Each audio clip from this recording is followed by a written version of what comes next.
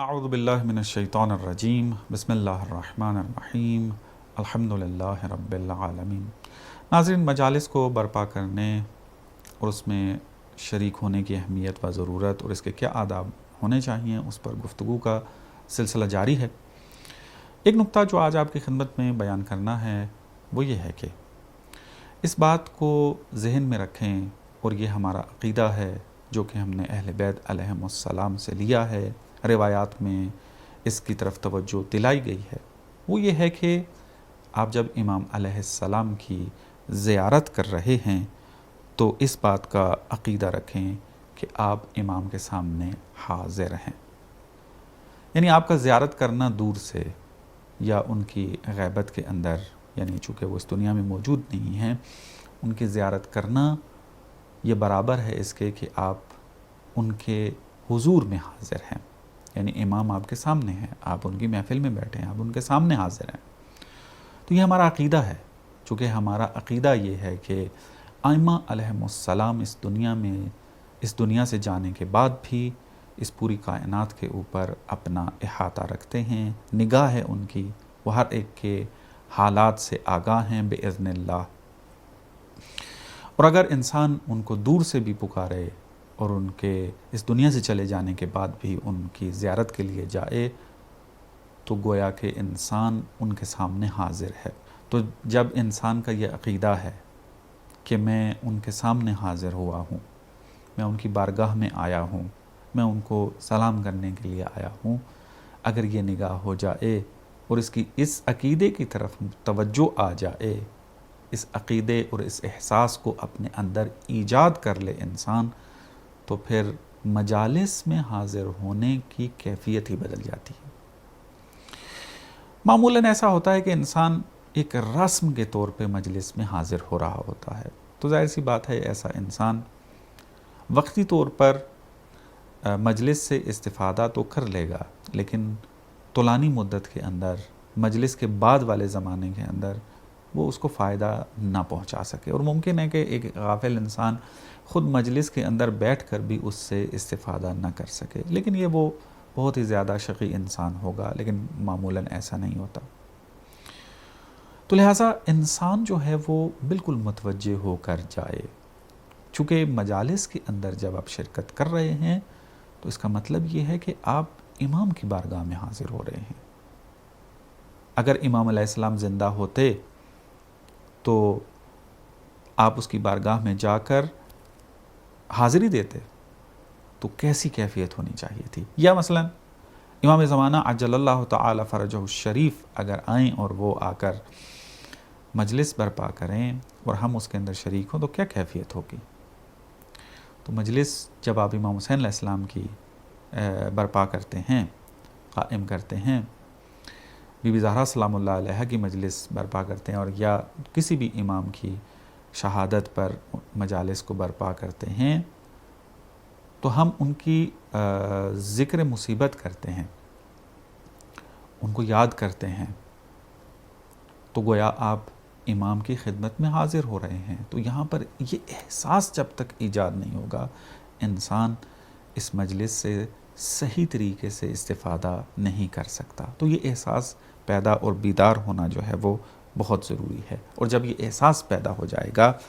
تو پھر وہ اہتمام کرے گا کہ میں تو امام کی بارگاہ میں جا رہا ہوں، امام کو پرسا دینے کے لیے جا رہا ہوں۔ اب وہ اہتمام بیشتر کرے گا، دقت کرے گا۔ جیسا مثلا آپ دیکھیں، آپ جب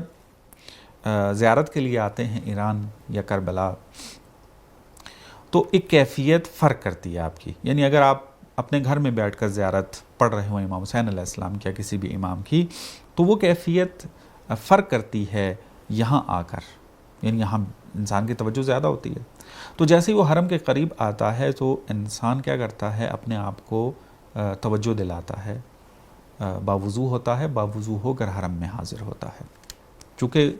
وہ اپنے آپ کو امام کی بارگاہ میں تصور کر رہا ہوتا ہے، اور وہ واقعاً امام کی بارگاہ میں ہوتا ہے، ان کو اپنے سامنے پا رہا ہوتا ہے، تو لہٰذا اہتمام کرتا ہے۔ تو چونکہ مجالس کے اندر بھی انسان امام ہی کی بارگاہ میں حاضر ہو رہا ہوتا ہے تو اس اہتمام کی ضرورت ہے۔ سب سے پہلا جو ادب ہے مجالس میں حاضر ہونے کا وہ طہارت ہے، انسان کی ظاہری طہارت بھی اور باطنی طہارت بھی۔ ظاہری طہارت یہی ہے آپ جو ہے وہ اپنے بدن کو نہا کر پاک و پاکیزہ کر لیں، باوضو وارد ہوں، یہ ظاہری طہارت ہے۔ باطنی طہارت یہ ہے کہ انسان اپنے آپ کو ان گندگیوں سے دور کرے، اس سے نجات دلائے اپنے آپ کو، مانوی طور پر جن برائیوں گناہوں کے اندر وہ مبتلا ہو چکا ہے اس سے دور ہونے کی کوشش کرے۔ یہ ہے طہارت باطنی۔ طہارت باطنی کے لیے جو پہلا قدم اٹھایا جاتا ہے وہ ہے توبہ، کہ انسان جو ہے پھر جب متوجہ ہو گیا، جب اس کو پتہ ہے کہ میں نے امام کی بارگاہ میں حاضر ہونا ہے، تو انسان پھر توبہ کرے، کیونکہ انسان توبہ ہی کے ذریعے اپنی باقی زندگی کے اندر طہارت کو باقی رکھ سکتا ہے۔ توبہ یعنی جو کچھ پہلے برا فعل انجام دیا ہے، اعمال انجام دیے ہیں، ان سے شرمندگی کا اظہار کرنا اور اس بات کا وعدہ دینا خداوند متعال کو کہ میں دوبارہ ان گندگیوں کے اندر نہیں جاؤں گا۔ تو یہ دو جب کام کرتا ہے انسان تو وہ حقیقی توبہ کہلاتی ہے، کہ جس کو توبہ نصوح کہا جاتا ہے، اور یہی توبہ جو ہے وہ قبول ہوتی ہے۔ تو انسان جو ہے وہ توبہ کرے۔ ایک اور ادب جو انسان جب زیارت پہ جاتا ہے اس کا خیال رکھتا ہے، اور اس ادب کو پھر مجلس کے اندر بھی خیال رکھنے کی ضرورت ہے، وہ یہ ہے کہ انسان کے دل میں عجز و انکساری کا احساس پیدا ہو جائے، دل شکستگی اس کے اندر پیدا ہو جائے۔ ظاہر سی بات ہے جب انسان امام کی طرف متوجہ ہوتا ہے تو انسان جو ہے بہت ہی زیادہ احساس حقارت کرتا ہے کہ ایک کامل ترین شخصیت کے سامنے آیا ہے، ایک طاہر ترین شخصیت کے سامنے آیا ہے، اپنے گناہوں کا اقرار کرتا ہے، عجز و انکساری پیدا ہوتی ہے۔ تو یہ عجز و انکساری جو ہے وہ مجلس میں جب وارد ہونا چاہتا ہے اس وقت اس کے اندر ایجاد ہونی چاہیے۔ آپ جب اذن دخول پڑھتے ہیں تو وہاں یہ لکھا ہوتا ہے کہ اگر اذن دخول پڑھتے ہوئے امام سے اجازت مانگتے ہوئے آپ کی آنکھوں سے آنسو جاری ہو جائیں تو سمجھ جائیں کہ امام علیہ السلام نے آپ کو قبول کر لیا ہے۔ تو اگر انسان مجلس سننے کے لیے جا رہا ہے، مجلس میں داخل ہونے سے پہلے جب وہ امام کی طرف متوجہ ہو کر انکساری عاجزی کا احساس اپنے اندر پیدا کرتا ہے اور اس کی آنکھوں سے اگر آنسو جاری ہو جائیں تو سمجھ جائے کہ اس مجلس میں داخل ہونے سے پہلے امام نے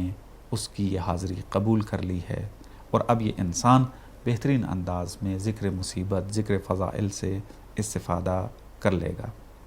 ایک اور ادب جو زیارت میں بھی خیال رکھنا چاہیے اور رکھتے ہیں، اور مجلس میں بھی اس کا خیال رکھنا چاہیے، وہ یہ کہ جب حاضر ہو، چاہے وہ زیارت کی شکل میں یا مجلس کی شکل میں، اور چونکہ عرض کر چکا ہوں کہ مجلس میں حاضر ہونا یعنی امام کی زیارت، اور امام کے ہوتے ہوئے امام کی زیارت کے مترادف ہے، اس کے برابر ہے۔ تو تمام وجود کے ساتھ امام کے سامنے حاضر ہو۔ ایسا نہ ہو کہ انسان کا بدن تو امام کی بارگاہ میں آ جائے لیکن اس کے فکر و خیالات امام کی طرف نہ آئے ہوں، امام کی طرف متوجہ نہ ہوں۔ انسان کا بدن، انسان کی روح، انسان کے خیالات، انسان کا ارادہ سب متوجہ ہو امام کی طرف۔ زیارت میں بھی اس کا بہت زیادہ خیال رکھنا چاہیے، اور جب انسان مجلس میں وارد ہو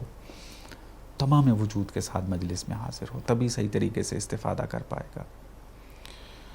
اپنا وجود تو وہ لے آیا مجلس میں، لیکن اپنے خیالات، اپنے افکار، اپنے احساسات، اپنی توجہ، یہ پوری کی پوری وہ پھر امام کی طرف کر لے، ان کے ذکر کی طرف توجہ کرے، دقت کرے، تاکہ اس سے پھر صحیح طریقے سے استفادہ کر سکے۔ خداوند متعال سے دعا گو ہیں کہ خداوند متعال ہمیں ان آداب کے اوپر عمل کرنے کی توفیق نصیب فرمائے۔ والسلام علیکم ورحمۃ اللہ وبرکاتہ۔